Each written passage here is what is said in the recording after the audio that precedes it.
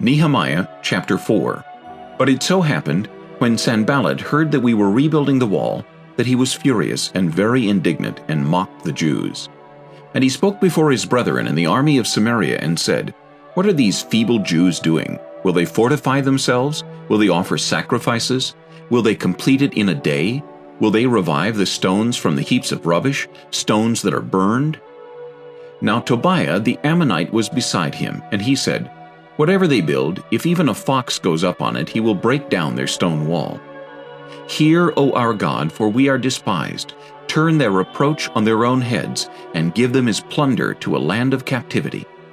Do not cover their iniquity, and do not let their sin be blotted out from before you, for they have provoked you to anger before the builders. So we built the wall, and the entire wall was joined together up to half its height, for the people had a mind to work. Now it happened, when Sanballat, Tobiah, the Arabs, the Ammonites, and the Ashdodites heard that the walls of Jerusalem were being restored, and the gaps were beginning to be closed, that they became very angry, and all of them conspired together to come and attack Jerusalem and create confusion. Nevertheless, we made our prayer to our God, and because of them we set a watch against them day and night. Then Judah said, The strength of the laborers is failing, and there is so much rubbish that we are not able to build the wall. And our adversaries said, They will neither know nor see anything till we come into their midst and kill them, and cause the work to cease. So it was, when the Jews who dwelt near them came, that they told us 10 times, From whatever place you turn, they will be upon us.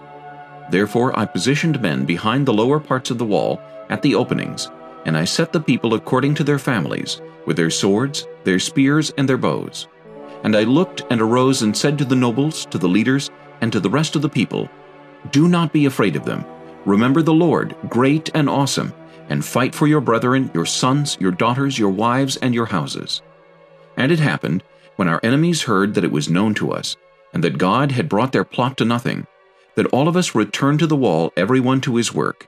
So it was, from that time on, that half of my servants worked at construction, while the other half held the spears, the shields, the bows, and wore armor, and the leaders were behind all the house of Judah. Those who built on the wall and those who carried burdens loaded themselves so that with one hand they worked at construction, and with the other held a weapon. Every one of the builders had his sword girded at his side as he built, and the one who sounded the trumpet was beside me. Then I said to the nobles, the rulers, and the rest of the people, The work is great and extensive, and we are separated far from one another on the wall. Wherever you hear the sound of the trumpet, rally to us there. Our God will fight for us.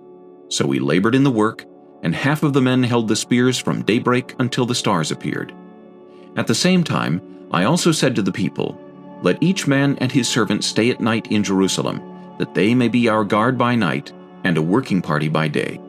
So neither I, my brethren, my servants, nor the men of the guard who followed me took off our clothes, except that everyone took them off for washing.